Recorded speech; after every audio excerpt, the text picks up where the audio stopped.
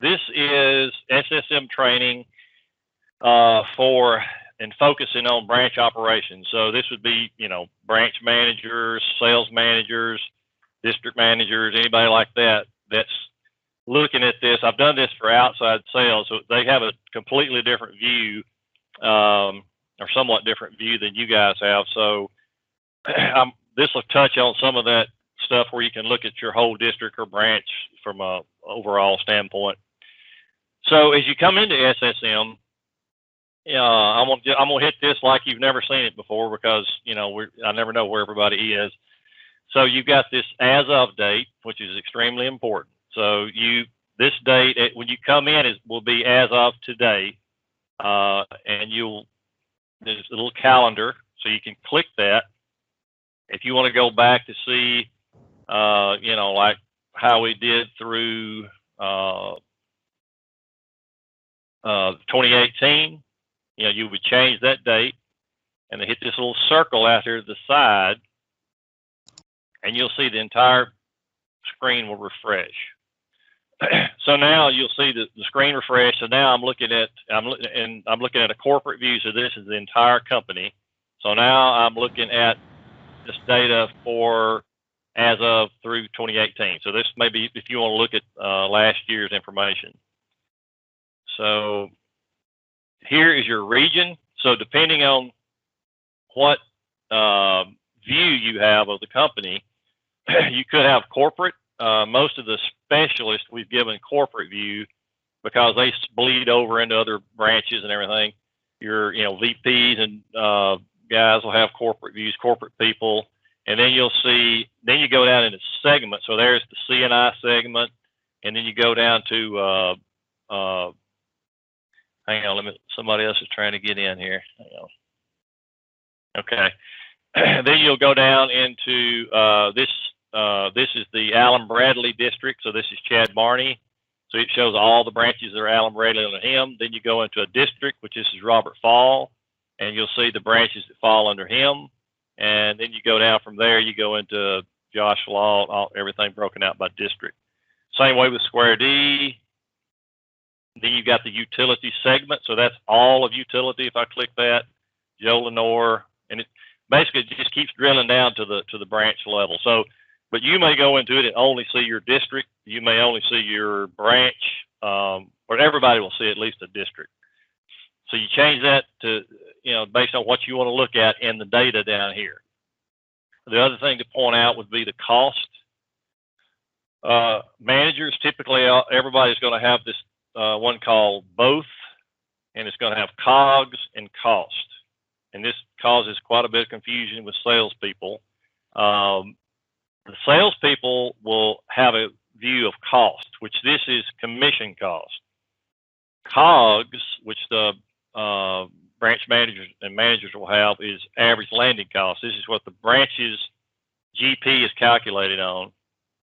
The salespeople's commission is calculated on com cost, or this cost here. We've got this pretty close to the intranet when they want to go out and look on that first page and they look at their numbers by month, and they want to look at their GP numbers, and they come back and compare it to SSM. If they're looking at a closed month, if they look at like through February, they're going to find that the numbers are very, very close.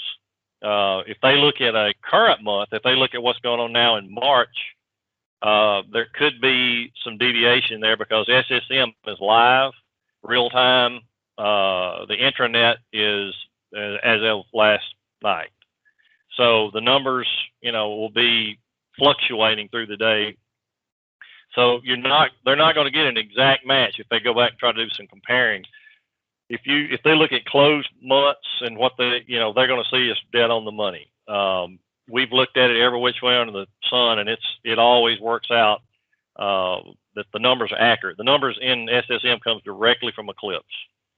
There will be some slight variations when it comes down to what their commission they get paid on, because Janice does a few things outside of Eclipse at month end. There's freight deals going on. There's the national account fees may come into play. There's transfers between branches where she gives credit after the fact. That's not in the clip, some of that. So there'll be some slight differences, but it's pretty much on the money. But what I tell people is, if you SSM is to look at your customers, your branch, to see what's going on, look at sales trends, look at, figure out where you're not selling stuff and that kind of deal. It's not to go figure out what's on your paycheck. I mean, it'll be close, but if the pre-commission report, which is still on the intranet, if you have, sales guys wanting to look at kind of what they think their paycheck is going to be, you need to point them to the pre-commission report, which is still there. That's going to be as close as I think you can get, trying to figure out, what they're going to make. So that's that. I'm going to change this to cost. We'll just leave this in the cost. And what you'll see, if you leave it on both, instead of picking one or the other, you'll end up seeing two columns of, a lot of these things, it'll have two columns of GP dollars. It won't be labeled. You won't know which is COGS and which is cost, so you have to turn them off and on and determine which column is which. They do that by design because they don't want people to know it's COGS or cost or whatever. So, but if you pick just one cost, you'll have one GP column. So you can do it either way. And let's see, I'm going to change this date back to the first screen you got is, of course, just an overall dashboard to kind of see how you're looking as far as and I'm going to drill down so we're not quite so wide. Let me look at, I'll pick Josh Law. So you see now these numbers all change. Now we're looking through 228 for Josh's district. And you can see down here the branches that makes up Josh's district: Mobile, Pensacola, Gulfport. You'll see these charts up here. You've got book dollars, bill, GP dollars, and if you hover your mouse over any of these columns, you can see the actual numbers that make it up. So when you see book dollars, that's actually, so it's this for February, that's all orders entered in February that have either they're still open and they were entered in February, or they're invoiced and entered in February. So that gives you an idea of how your backlog and your book dollars are going. It's not just invoice generation. This could be still open or it could be bill, but that means it was in February and this was in January. If you come over here to this e-commerce, I mean, I'm not going to go into every little thing. I mean, you can turn these little things off and on. It'll change this bar graph if you're interested in seeing what you do on E-Link and web and everything. Let's go into a region. So if I click that region, now I'm looking at, Josh is looking at his entire region. Same type information. You've got today and month to date, booked, sales, last month to date, all this information here. You can see how you're doing. And again, this is from a district standpoint. All right, we come down to region summary, and again, this is showing by branch what you're doing, and I mean it's pretty obvious. The goals, when those get loaded, will start showing up here. They're not in there yet. That's when you see these lines drop off. And I won't go through all these tabs. I think the ones that are somewhat important is that you might want to look at year-to-date backlog. So this shows you your backlog dollars, which is total open or amount of open pending shipment from the warehouse, sales orders excluding bids and quotes is what booked dollars is, backlog is. And you got sales dollars, you've got year-to-date bookings. So here we've got the, you can see your book dollars, your GP dollars, and a trend, so you can see how your backlog is going compared month to month. Okay, and another one on this screen, we'll look, like I said, some of these other ones are not that useful. I'm not even going to go into all those. Who bought what could be useful. So when I bring that up, I'm looking now at Josh's entire district, and it comes up by price line. So this is year to date, last year to date, by individual price line. And almost all of these tables we go into, you're going to have some drop down boxes. So I'm not going to look at every single one of them, but you've got different variations here. This is supplier, budget group, price line. You've got top sales dollars increase. So this basically is filters. You can filter that way, or you can also, any of these column headings, you can also filter. So for example, you could say, click that column and you'll see it's sorted by last year to date sales. I click it again and it sorts the other way, ascending or descending. But the reason this could be useful for if you're looking at your entire district. So I've got price line, and I want to see, for example, I've sold this much in AB drives. If I click that, it will now take me out to just AB drives for Josh's entire district, and you'll see it's to item level. So it shows 10 lines to start with. You can do 50, 100, expand that. There's a little refresh button. Most of these tables have this little circle thing here. You click that, and now I've got 100 items shown. So now we're down to the item level. Year to date shows the quantity, what you sold last year, sales, all this information at the item level. And then another useful thing is the download. So most all of these tables have a little export to Excel. If I click that, you'll see this little drop down or little icon at the bottom. When it gets finished, you can click that, and it will open up in Excel. So now I have this dumped out to Excel. I can do whatever I want to with it. Again, you got all these drop downs based on order. Here you got 2 pages. So when you do this export, you're only getting this first page. So I'm getting 100 items. So I'd have to do number 2, or I'd have to expand it to 500 or whatever to make sure I get them all. So you're only getting what you see on the page. All right, so if I come back to here, another maybe useful one is we've added byline recently, so that's in there. You've also, now suppliers, we're actually reworking that, so this should get better. Supplier is the actual vendor you buy the product from. So, for example, you might buy copper wire from several different manufacturers. So you'd look at the price line CUWI, and I would see all copper wire I buy from no matter who. But if I may want to look at Southwire or, Cero or whatever, then I could go to my supplier. Again, if you expand this out, now you see, Kraus-Heinz to the supplier level. So if you're meeting with a supplier, you might want to get into that information, pull out what you sold across your entire district by item. Now you can go in and talk to that supplier and know what you bought of their material.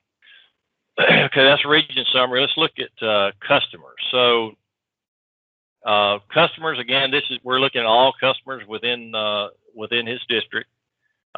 You've got all kind of drop downs, a filter, a lot of different ways. But let's go into a customer.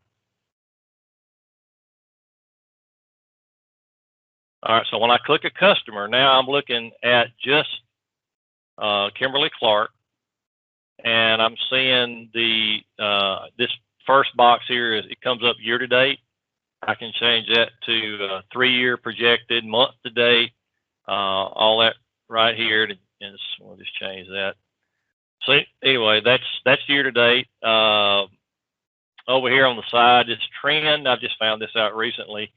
If you hit this little GP dollar thing, you can say sales dollars, and all that does is change that little chart. Okay, another thing to notice when you go into a customer on the left-hand side, you've got these credit parameters. So this will show you their terms, net 75 days or credit limit. Anyway, your buckets of aging there. You can look at holds reporting. So now I'm looking at by product group what this customer has bought and not bought based on product group. This particular one does not give. If you click this, it doesn't give you item detail for some reason. But you know, you can use this to say, okay, we're not selling them fuses or whatever. Also, this one doesn't have the download to a spreadsheet. So another good one based for customer, if we can look at buying history. So now we've got buying history for this customer. So if I want to dig into and find out, you know, what they've been buying, how much, again, it comes up based on price line. I could change this to supplier, buy line, you know, whatever you want to do. You got to hit your refresh button. Again, this could be something if you're trying to, you know, work with an outside guy on their customer or whatever. This would be a good one. All right, another one based on customer would be your open AR you might want to look at. All right, so now you can see here, this is all the anything open AR-wise. You got your invoices. If you click the sales order, it'll take you out to the actual sales order if you can get the details on that. Anytime you go into sales order, you can actually create a job queue. So I click that. I can click the job queue deal. It'll kick off. I can send a job queue to anybody. I can email it. So if I hit that, it'll kick off the email thing. Edit solar is not available yet unless we don't really have many people that's running solar, but that's what that is. And then you can see or ship date, the amount, any payments out there. You got your aging bucket here in the, you know, the AR puts a little codes on some, you know, like, you know, tax or overpayment or that type of stuff. You have to know all their little coding, but that's what this is. Hey, Tommy. Yeah. Hey, on this one, so like Kimberly-Clark, they've got one down there. We've also got one up here in Tupelo. Is this putting everything on one, or is it pulling just the Mobile stuff? If let's go back. I see 42 in there also. Yeah, let me see which way I pulled it up. So yeah, because I'm looking at the bill to, and that is a good point. So if you change that to ship to, will it pull up just their stuff? Or yeah. In other words, you can change the bill to is a roll up of whatever rolled in all the ship to. If I change it to ship to, now this should just be. I see a 542 on there. I don't know. It's probably the price branch, but I could go into yours, I guess, and see if. All right. So this is ID 37234. Go to AR. So yeah, see this looks like it's pretty much all 82. So this is a ship to under 82 looks like. So yeah, it's pretty much whatever you start with and you keep drilling down, it's going to be referenced back to what you've started with. So like, you know, we changed this to ship to, now I'm looking at ship tos under this account. So you can get as, you know, refined as you want to get all the way out to the sales order level. Now let's look at their outside sales guys. So you'll see again all the and we're looking at Josh's district. So this is all of the salespeople. You see, you know, 10. Now, if you got more than that, you got to expand this out to see them all. I don't know how many. See, that got us out more. So now we're seeing 15. You see all their numbers here, and then if I click we'll click Barry Lee. So now I'm looking at Barry Lee, and all this pertains to just him. So you'll see it comes up with his this is this year sales, his margin. That's his last year sales margin goals. They're not loaded yet. Freight, all that. If I want to see month to date, now I'm looking at same numbers month to date. Now I point this out, and this is a lot of people miss this one. This use salesperson on order. When people are going out looking at their numbers and they're saying, hey, this is nowhere close to reality, tell them to check this right here, because especially if you've made a lot of changes of account packages. So if somebody has either, you know, had a lot of accounts taken away or added or shifted around. This is looking at all the sales where Barry Lee is assigned the account. So this is assigned accounts. If I click this, you'll see now his numbers didn't change a lot because it probably hadn't been much changed on him. But if you got a new sales guy or a lot of changes you made, you'll see drastic differences here. So when I click that, I'm only looking at orders with Barry Lee's name on them. So that can make a huge difference if you've made a lot of changes. So you see he's 1.297. If I check that again, see he went from 1.291. So let's look at, and a lot of these tabs will be redundant. I mean, we'll cover the ones we don't hit now. We'll hit on another part. But so let's look at Barry Lee and let's look at open orders. So if I click this, okay, now this is showing me all open orders for Barry, and it comes up by default for yesterday. So, that's only showing you orders from yesterday. So typically what I would say do is you would, change that to say all.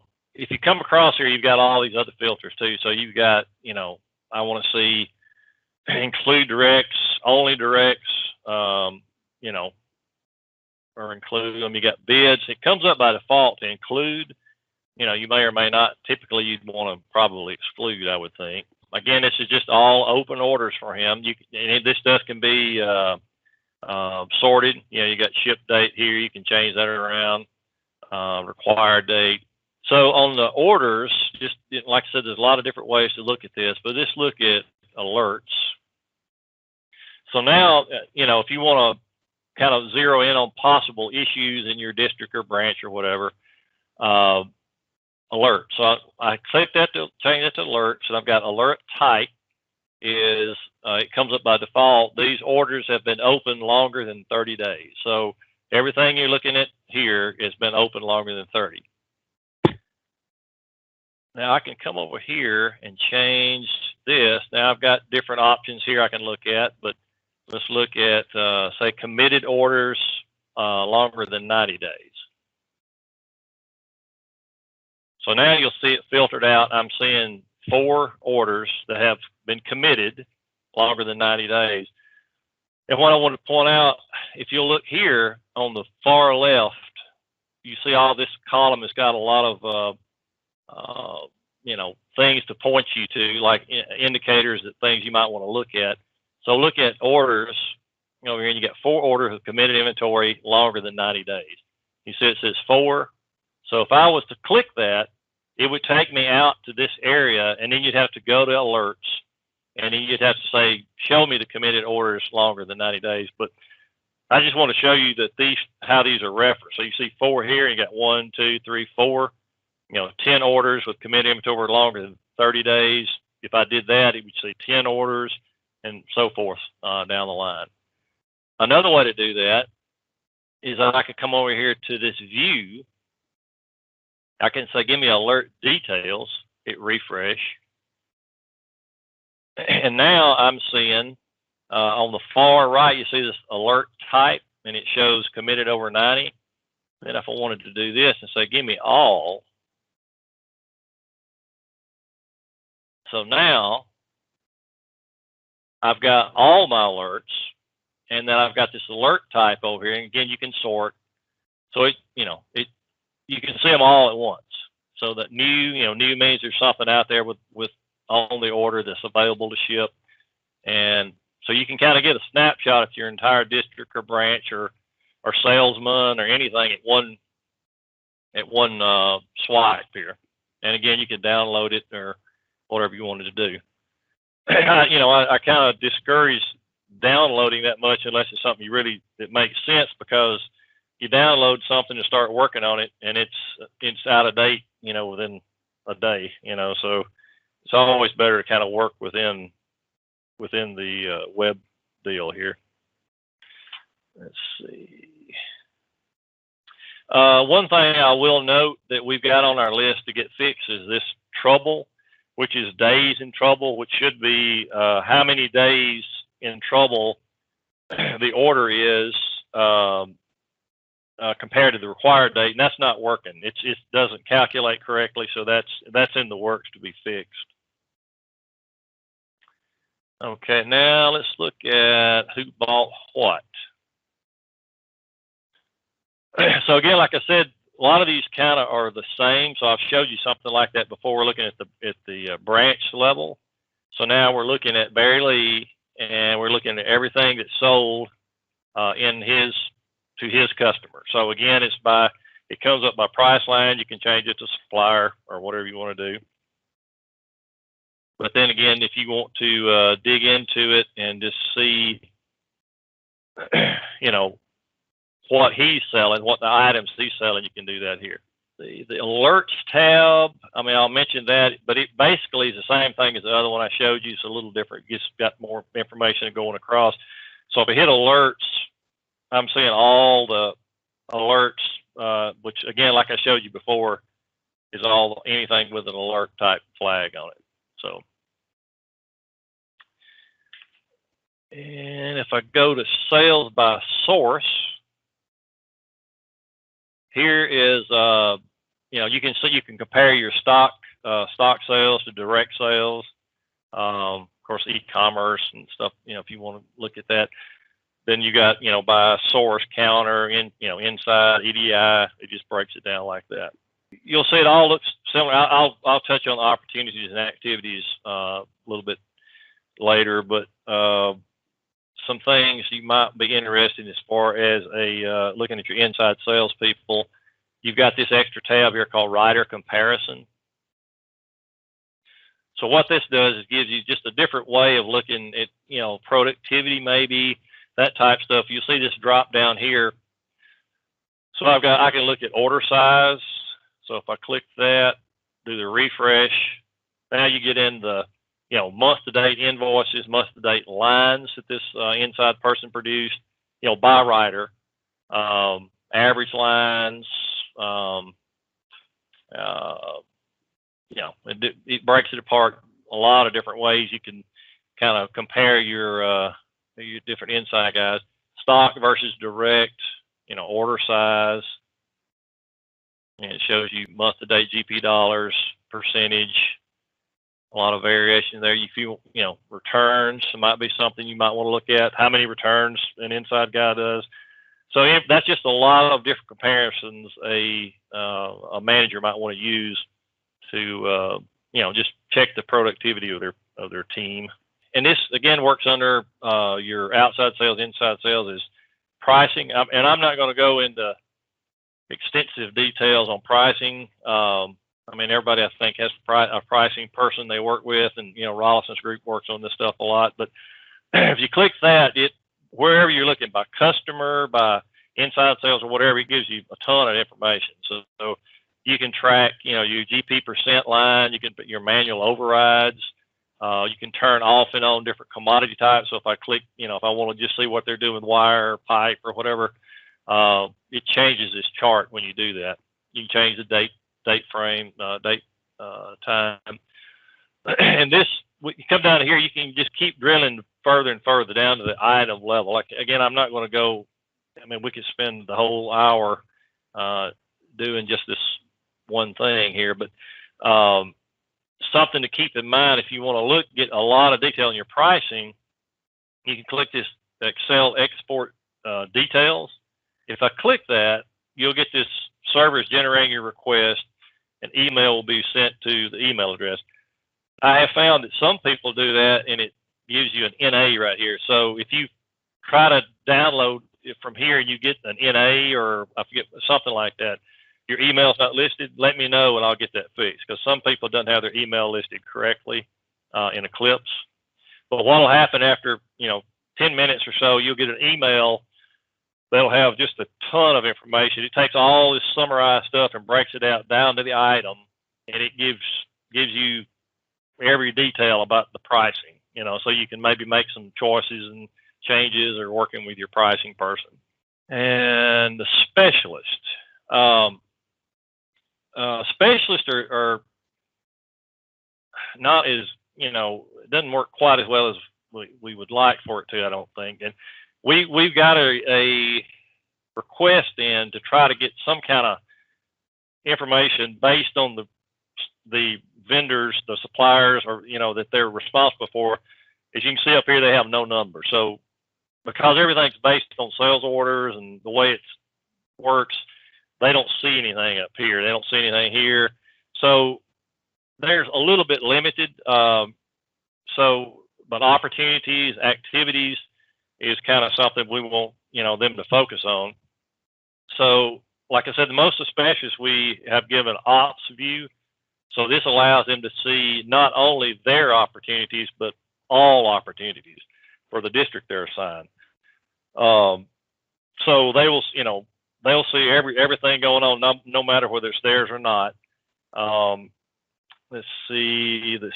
But then you come across, and if you want to filter it down to specialist opportunities, if they click that, now they'll only see opportunities they're responsible for. So, and if you look at suppliers,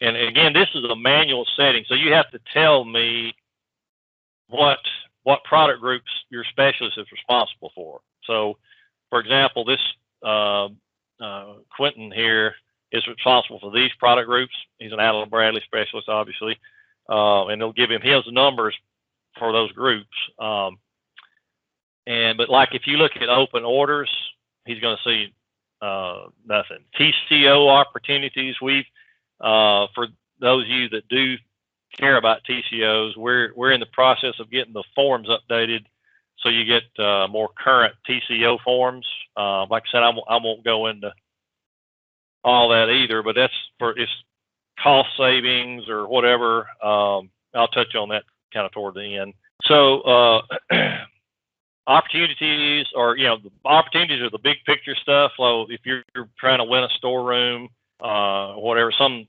over a large project or whatever, that might be where you put an opportunity. Activities are geared more to be like maybe activities that are to support an opportunity. So if you're trying to win a storeroom, you might need an activity might be you bring in a vendor and do some conversions or some kind of lunch and learn or something like that as an activity to win the opportunity. That you can use it that way. Some people don't do activities at all. They just keep everything under opportunities. That's up to you. I mean, it's however you want to do that. One thing to keep in mind, though, don't ever enter an opportunity or activity from here, because you'll have to go try to search the customer. Always go to the customer you want to add the opportunity. So drill into the customer. And then once you get here, you can say add opportunity. And a lot of, it'll be, you're in the correct account. Otherwise, you got to search and try to find the right account. And it's kind of a pain in the butt to do. So always enter it under the customer. And it's pretty self-explanatory from here on. I mean, you sign it if you want to sign it to a specialist, an inside sales guy, what date the decision is. Basically, fill it out. The opportunity. What is the opportunity? Whether it's a conversion project, storeroom status. Where this proposal evaluation. Did you win it or lose it? You can flag it like that. And then once you're finished with it, the thing's over. Make it active no, and it never delete. You can't delete the opportunity or activity. You just make them inactive and they don't show up anymore, but you could always get back in there and look at them if you need to. Contacts. This is the same contacts as Eclipse. So if you want to edit a contact that's in Eclipse, you can do that here. If you want to add a new contact, you can do it. And they go back. If you do something in Eclipse, it also shows up here. So this is the same interface, this contacts with Eclipse. It's pretty self-explanatory. I mean, if you bring it up, you just fill in the information and it flows back to Eclipse.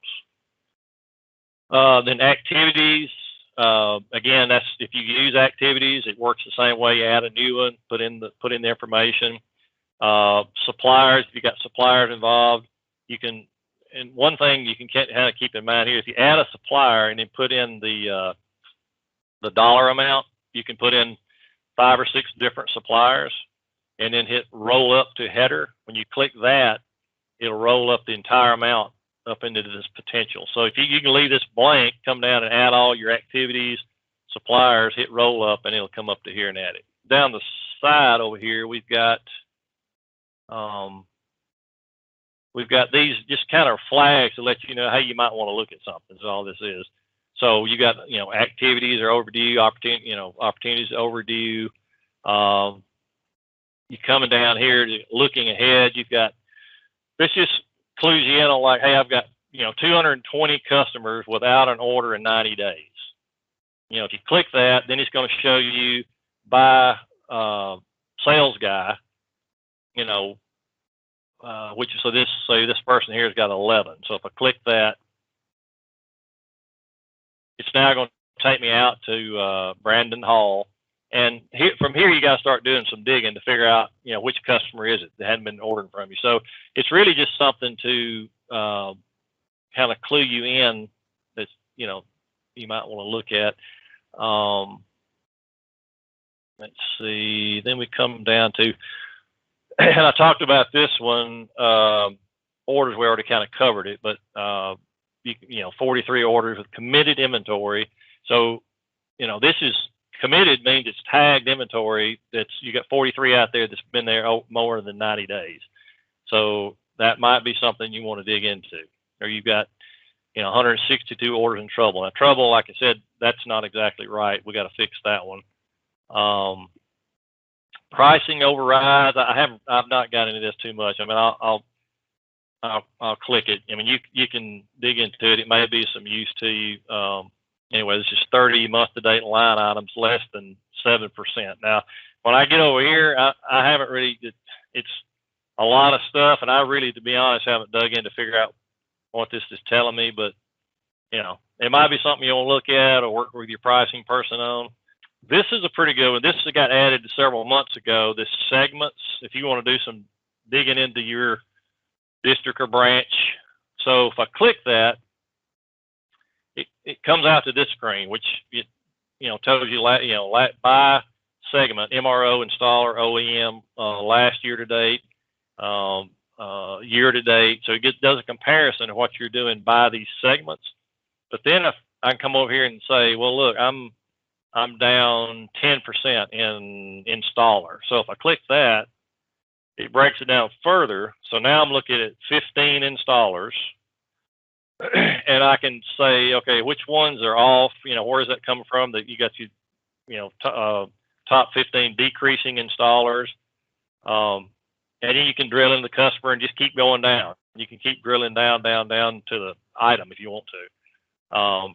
One thing I'll note is this is wrong that we've got this in to be fixed. You see this GP variance is all 0. It's because we've got, you see it says last year to date GP 37,000 and year to date GP 37,000. Well, that's obviously wrong.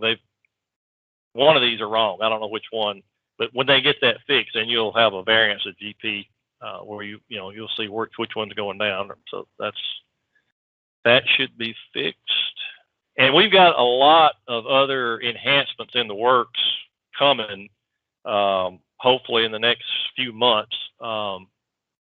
Things that you guys have asked for, we've noticed that's not exactly right, or would, as you know, we're replacing the intranet as best we can to move everybody to SSM. And there's some things like some invoices and views that we have in the intranet on past months that we don't really have in SSM yet. So some of that stuff is coming, like I know Mary had mentioned about the looking at your invoice preview queue or stuff that's in hold, or M's and stuff like that, a view in SSM that allows you to kind of say zero in on your invoicing that's not flowing through. So that's something we've requested. We've got probably, I don't know, 15 or 20 different requests pending, where we're gonna keep adding and making this thing better. I kind of went through the high points. Almost the whole hour, but I got plenty of time. So anybody got questions or want to look at something in particular? Tommy, I've got one question. Yeah. So you and I have had some email correspondence in regards to the Siemens where any Siemens orders going through JM is not being captured in SSM. Is there going to be a potential fix to that in the future? Yeah, is this JC? Yes, sir. Okay, yeah. Yes, we've identified. Actually, you prompted us figuring out what that was, and I won't go into all the details, but it's when you use JM and you do your billing, the billing part on the job. That actually does go back out to Eclipse to create the invoice stuff. And when we had I think pretty much every lot job, it's like when you create a normal lot job with Eclipse, not in JM, but it goes out and uses that, Siemens lot job item. Well, every one of those was tagged to the price line MISC. What we've done is identified all those items and we've put in the proper price line. So now when you go out and do your billing, it'll show up under ITE or Siemens, whatever it is. Instead of everything we had millions of dollars in MISC because of all these jobs being billed that way. I don't know if we'll be able to fix the history, because we have loaded, we've changed them all now to where their correct price line are there. But I don't know if that's going to affect history or not. I don't know if we can even do that. But going forward, it should be right. Okay, so we should be able to capture everything moving forward. Yep. Okay. Yeah. When you do the billing now, when it goes out and says lot job Siemens, it'll use the correct price line, which will roll it up under the correct price line when you look at it in SSM. All right. Well, I appreciate everybody's time, and let me know if we can help in any way.